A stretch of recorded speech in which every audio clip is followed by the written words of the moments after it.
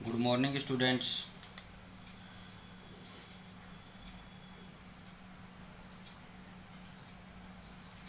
Today we start ionic और इलेक्ट्रोवोलेंट bond.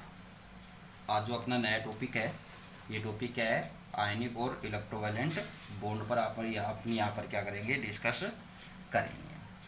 तो यहाँ पर क्या है कि जो अपने बात करें मेनली इसकी शॉर्टकट सी बात है, तो उसमें क्या होता है कि जो कोसेल और लुइस जो ट्रीटमेंट है, यानी कि जो कोसेल और लुइस स्ट्रक्चर्स थी, उसके अकॉर्डिंग क्या है कि जो आयनिक बॉन्ड का फॉर्मेशन है, ठीक है, वो आपको यहाँ पर डिस्कस करना है। तो इसमें क्या है कि ये जो कोसेल ट्रीटमेंट था, कोसेल और लुइस ट्रीटमेंट है, इसमें क्या है कि कुछ रूल फॉलो होते हैं। उन रूल के अकॉर्डिंग यहाँ पर क्या है कि आयनिक या अपने क्या बोल रहे हैं, इलेक्ट्रोवोलेंट बॉन्ड का फॉर्मेशन होता है, ठीक है। और इनके जो इस तरह के बॉन्ड से जो फॉर्मेशन होगा वो क्या होगा कि जो क्रिस्टलाइन सॉलिड फॉर्म होंगे वो क्या होंगे कि एक तरह के क्रिस्टल्स हैं, जैसे कि आप रॉक साल्ट यानी कि अपने नॉर्मल जो सोडियम क्लोराइड है, इस तरह का क्या है कि एक साल्ट का फॉर्मेशन होगा, ठीक है। और इनमें क्या होता है कि जो रॉक साल्ट है, इसमें क्या होता है कि सोडियम और क्लोराइड आयंस जो होते हैं वो 3 डायमेंशनल स्ट्रक्चर में क्या होते हैं, एडजस्ट होते हैं, ठीक है। अब इनकी 3 डायमेंशनल स्ट्रक्चर पर अपनी बात करेंगे आगे। बट यहाँ पर क्या है कि भाई फर्स्टली क्या बात होती है कि जो आयनिक सॉलिड जो फॉर्म होते हैं वो किस तरह से फॉर्म होंगे। तो फर्स्टली यहाँ पर क्या है कि आयंस का फॉर्मेशन होगा। क्या होगा? आयंस का फॉर्मेशन होगा। और वो आयन से ही क्या बनेगा यहाँ पर, क्योंकि जब आयंस फॉर्म हो जाएंगे तो उनके बिटवीन क्या रहेगा, एक इलेक्ट्रोस्टैटिक अट्रैक्शन फोर्स रहेगा, ठीक है। और उस अट्रैक्शन फोर्स से ही क्या होंगे यहाँ पर आयनिक सॉलिड यानी कि आयनिक क्रिस्टल क्या होंगे, फॉर्म होंगे। तो फर्स्टली क्या होता है कि अपने कोई भी गैसियस स्टेट, गैसियस स्टेट बोल दें या उसकी नॉर्मल स्टेट में कोई भी अगर अपने क्या है कि एलिमेंट का कोई भी एटम लेते हैं किसी एलिमेंट्स का, जैसे आपने यहाँ पर ले लिया सोडियम, ठीक है। तो इससे क्या है कि एक इलेक्ट्रॉन आप यहाँ पर क्या करेंगे, रिमूव करेंगे। आयन का फॉर्मेशन करना है, फर्स्टली आप क्या करेंगे, आयन का फॉर्मेशन करेंगे। तो ये क्या है कि यहाँ पर इस तरह से क्या हो जाएगा, सोडियम का एक क्या बनेगा, आयन फॉर्म हो गया। अब जो आयन फॉर्म होता है तो आयन फॉर्म कैसे होगा कि भी जो सोडियम है, इस सोडियम मेटल की क्या है कि जो आउटर सेल में यानी कि इसके वैलेंसी सेल में जो इलेक्ट्रॉन है, उन इलेक्ट्रॉन्स को क्या है कि उसमें से क्या है कि एनर्जी आप दे करके क्या कर सकते हैं कि वहाँ से एक इलेक्ट्रॉन या मोर इलेक्ट्रॉन क्या है, मोर देन वन इलेक्ट्रॉन आप यहाँ से रिमूव करेंगे, ठीक है। तो इस तरह से जो एनर्जी दी जाती है, जो एनर्जी यहाँ पर आप इसको इलेक्ट्रॉन रिमूव करने के लिए जो अपने बोलने की नेसेसरी जो एनर्जी है, वो एनर्जी क्या किस नाम से जानी जाएगी, आयोनाइजेशन एंथैल्पी। आयोनाइजेशन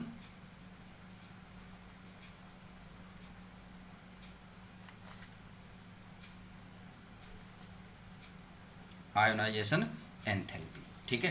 कि आप एक फिक्स अमाउंट में यहाँ पर क्या देंगे कि एनर्जी क्या होगा कि एब्जॉर्ब होगी यहाँ पर, और एनर्जी एब्जॉर्ब होने पर यहाँ से क्या होगा कि उसकी गैसियस स्टेट से एलिमेंट की यानी कि एटम से क्या है कि एक या मोर देन वन इलेक्ट्रॉन यहाँ पर क्या हो जाएंगे, क्या होंगे, रिमूव होंगे, ठीक है।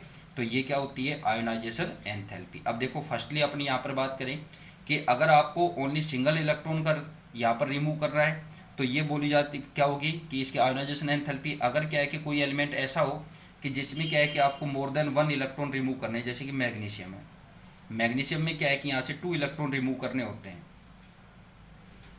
Mg प्लस 1 इलेक्ट्रॉन, फिर Mg प्लस, फिर यहाँ पर आयोनाइजेशन एंथैल्पी, आयोनाइजेशन एनर्जी दी जाएगी और क्या बनेगा, Mg प्लस 2 और प्लस इलेक्ट्रॉन। तो इसकी टोटल जो रिएक्शन होती है, आप इसको टोटल रिएक्शन को ऐसे ऐड करेंगे, Mg, ठीक है,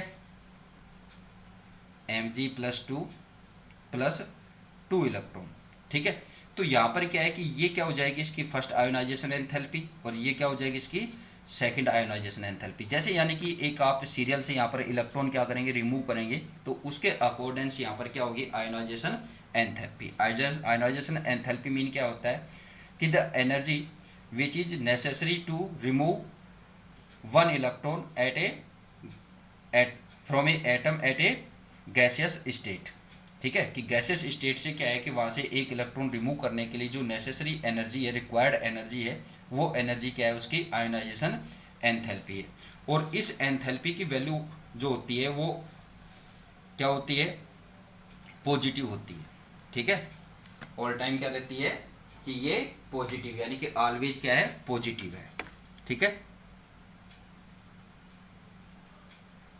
सदैव क्या रहेगी, पॉजिटिव वैल्यू रहेगी, यानी कि यहाँ पर क्या है कि एनर्जी एब्जॉर्ब होगी। और एनर्जी एब्जॉर्ब होगी तो कौन सी रिएक्शन होगी, एक तरह से एंडोथर्मिक या एक्जोथर्मिक, कौन सी रिएक्शन हो जाएगी,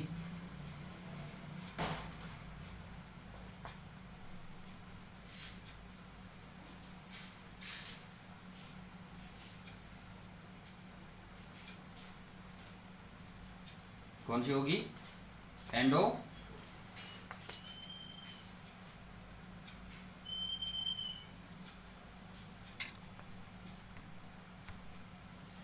एक्जोथर्मिक रिएक्शन होगी। क्या होगी ये, एक्जोथर्मिक।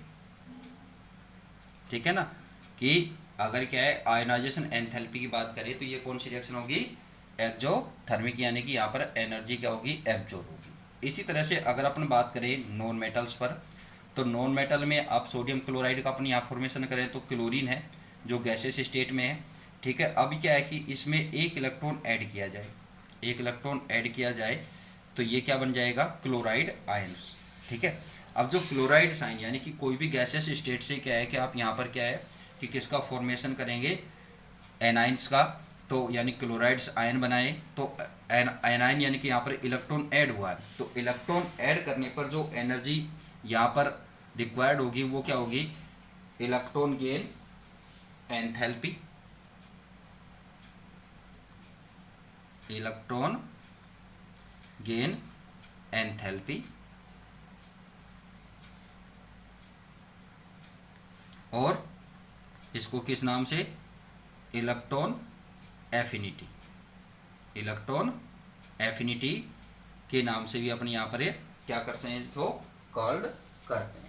ठीक है ना, इलेक्ट्रॉन एफिनिटी भी आप इसको बोलते हैं, सॉरी ई ए शॉर्टकट में क्या बोलते हैं, ई ए, इलेक्ट्रॉन एफिनिटी। यानी कि कोई भी जो गैसियस स्टेट में जो नॉन मेटल है, अगर उसमें कोई इलेक्ट्रॉन ऐड किया जाए तो इलेक्ट्रॉन ऐड करने पर क्या होंगे, आयंस फॉर्म होंगे। और आयंस फॉर्म यानी कि इलेक्ट्रॉन ऐड करने पर क्या है कि इस तरह की जो कंडीशन आती है उसमें क्या बोलेंगे, उसको इलेक्ट्रॉन गेन एंथैल्पी या क्या है, इलेक्ट्रॉन एफिनिटी। ठीक है, इलेक्ट्रॉन एफिनिटी की जो वैल्यू होती है वो दोनों तरह से हो सकती है, पॉजिटिव भी हो सकती है और नेगेटिव भी। ठीक है, कि कुछ कंडीशंस में क्या है कि यहाँ पर एनर्जी क्या होगी, एब्जॉर्ब होती है, कुछ में क्या होती है, एनर्जी क्या होती है, इमिटेड होती है। तो इसके अकॉर्डिंग क्या है कि ये जो रिएक्शन होती है वो रिएक्शन क्या है कि एक्जोथर्मिक या एंडोथर्मिक दोनों तरह की पॉसिबल होती है। अब क्या है कि जब ये आयंस फॉर्म हो गए, भाई यहाँ से क्लोराइड आयन फॉर्म हो गया और यहाँ से क्या हो गया कि सोडियम आयन फॉर्म हो गया, तो Na+ और Cl- ये क्या होंगे, अब क्या फॉर्म हो जाएगा, NaCl का फॉर्मेशन यहाँ पर क्या हो जाएगा ये, यानी कि एक मिक्सचर यहाँ पर आपको फॉर्म हो जाएगा। ठीक है, ये मैंने एक डायरेक्ट उदाहरण आपको एग्जांपल दे दिया कि अपन मेटल और हैलाइड से M और X से भी इसका क्या है कि अपन क्लियर करेंगे। भाई M फॉर मेटल, यानी कि मेटल में से इलेक्ट्रॉन रिमूव करेंगे पहले, और फिर क्या है कि हैलाइड में क्या करेंगे, उसको X में आप ऐड करेंगे, तो दोनों कंडीशन सेम है। ठीक है, अब यहाँ पर जो अपन बात करें कि जो सोडियम क्लोराइड्स हैं, सोडियम क्लोराइड का जो क्रिस्टल लैटिस है, इस लैटिस में क्या है कि जो यहाँ पर जो आयंस है, उन आयंस का वो अरेंजमेंट क्या है कि 3 डायमेंशनल स्टेट में होता है। ठीक है, 3 डायमेंशनल स्टेट में किस तरह से होता है कि आप एक क्यूबिक स्ट्रक्चर यहाँ पर फॉर्म करेंगे, क्यूब आपको फॉर्म करनी आती होगी, नहीं आती तो आप ये देखिए मैं जो ड्रॉ कर रहा हूँ यहाँ पर,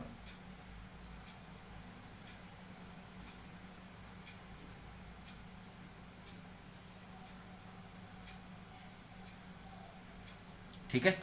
एक फर्स्टली आप क्या करेंगे, एक क्यूब का फॉर्म करेंगे, फिर आप यहाँ पर कि 3 डायमेंशनल स्टेट में बनाना है तो एक क्यूब और आप यहाँ पर इस तरह से इसके साथ फॉर्म करेंगे। ठीक है, अब यहाँ पर क्या है कि जिस तरह से आपने ये इस तरह के एंगल में बनाया या इस तरह के एंगल में बनाया, तो उसके अकॉर्डिंग यहाँ पर आप इन चारों में इनके बिटवीन क्या है कि बोथ साइड आप इस तरह से क्रॉस बनाएंगे। ठीक है, अब यहाँ पर क्या है कि इन पॉइंट्स पर क्या होंगे कि ये,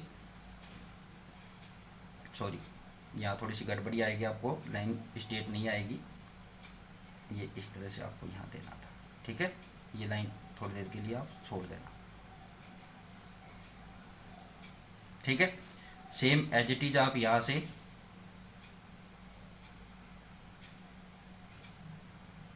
इस तरह की स्ट्रक्चर फॉर्म हो गई।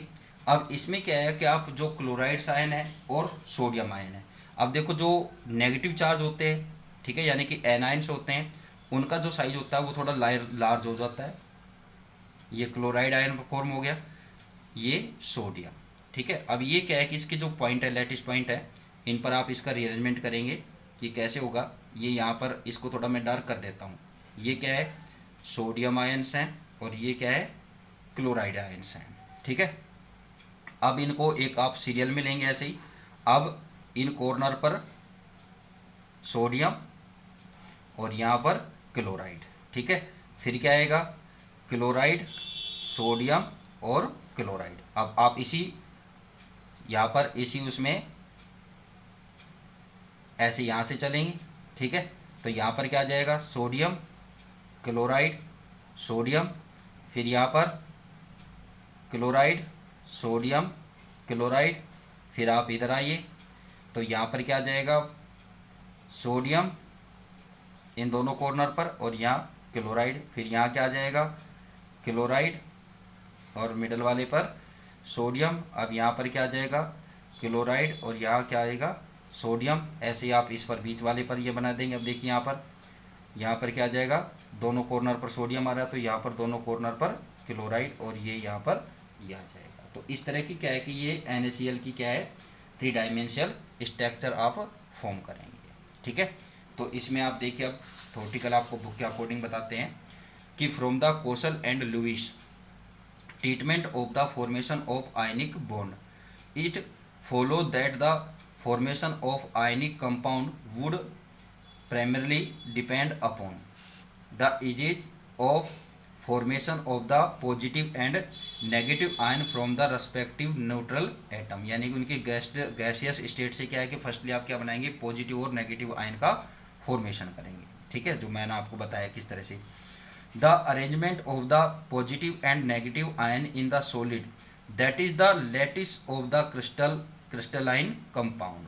ठीक है, कि इनका क्या है कि जब ये अरेंज्ड होंगे किसमें, सॉलिड में, तो क्या किसका फॉर्म होगा, lattice of the crystalline compound. ठीक है, नेक्स्ट अपन बात करते हैं, the formation of positive ion involve ionization that is remove of electron from the neutral atom. Ionization mean क्या है यहाँ पर कि removal of electron from neutral atom, and that of the negative ion involve that addition of electron to the neutral atom. ठीक है, neutral atom में एक में क्या है कि भी नेगेटिव आयन में तो क्या होगा, इलेक्ट्रॉनों का एडिशन, और पॉजिटिव आयन में क्या होगा, रिमूवल ऑफ इलेक्ट्रॉन। ठीक है, उसकी न्यूट्रल एटम से।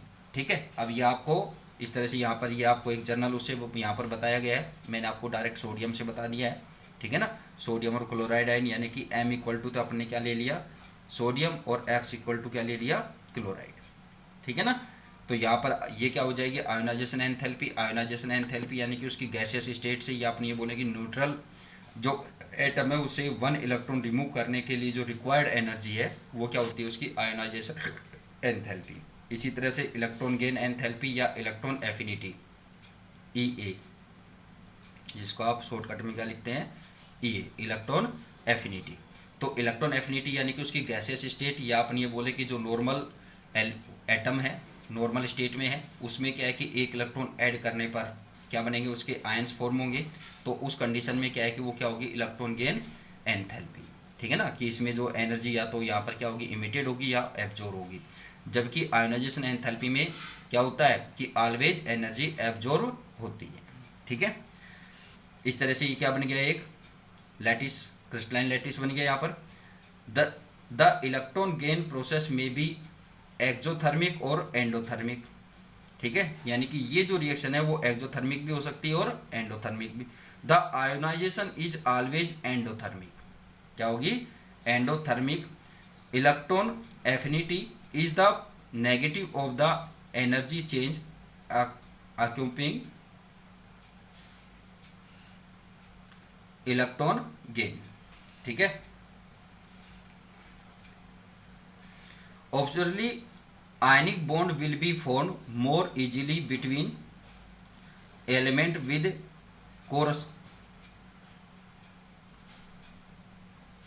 comparatively low ionization enthalpies and element with comparatively high negative value of electron gain enthalpy. यानी कि जो इस तरह का जो क्रिस्टल लैटिस जो फॉर्म होगा वो किन के बिटवीन होगा कि जिनकी क्या है कि आयोनाइजेशन एंथैल्पी तो लो हो, बट क्या है कि इलेक्ट्रॉन गेन एंथैल्पी क्या हो? हाई हो। तो आगे बात करते हैं। Ionic compounds in the crystalline state consist of orderly 3 dimensional arrangement of cation and anions held together by coulombic interaction energies। ठीक है, these compound crystallize in different crystal structure determined by the size of the ions, their packing arrangement and other factors।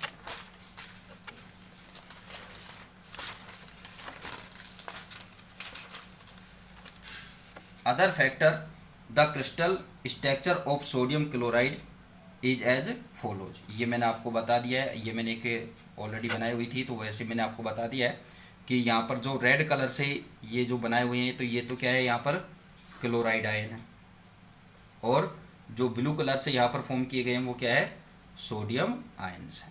ठीक है, तो ये क्या है कि जो रॉक साल्ट की स्ट्रक्चर है वो आपको यहाँ पर बताई गई है। तो इस जो अगर यहाँ पर अपन बात करें कि अब जो यहाँ पर अपने इसकी बॉन्ड एनर्जी की बात करेंगे तो बॉन्ड एनर्जी आगे क्या होती है कि भी जो क्रिस्टलाइन सॉलिड होते हैं यानी कि जो आयनिक सॉलिड होते हैं इनकी बॉन्ड एनर्जी भी क्या होती है? हाई होती है। उसका रीजन क्या है कि यहाँ पर क्या है कि कोलम्बिक जो अट्रैक्शन फोर्स होता है बिटवीन आयंस के बिटवीन जो कोलम्बिक फोर्स है उसके रीजन से क्या है कि इनकी जो बॉन्ड एनर्जी वो क्या हो जाती है? हाई हो जाती है। सो यहाँ पर क्या है कि इट मीन यहाँ पर क्या है कि जो stability of an ionic compound is provided by it's enthalpy of lattice formation. ठीक है, कि ये क्या है कि किस पर डिपेंड करता है कि उनकी एंथैल्पी पर डिपेंड करता है, ना कि उनकी क्या है कि octet of electron around the ionic species in gaseous state. यानी कि लुईस स्ट्रक्चर्स के अकॉर्डिंग क्या है कि इस पर यहाँ पर कोई इफेक्ट नहीं पड़ता है। ठीक है, अब जो आगे नेक्स्ट अपन बात करेंगे वो लैटिस एंथैल्पी पर बात करेंगे कि लैटिस एंथैल्पी यानी कि जालक ऊर्जा। ठीक है, तो लैटिस एंथैल्पी मीन क्या होगा वो अपन क्या है नेक्स्ट वीडियो में डिस्कस करेंगे। Thank you.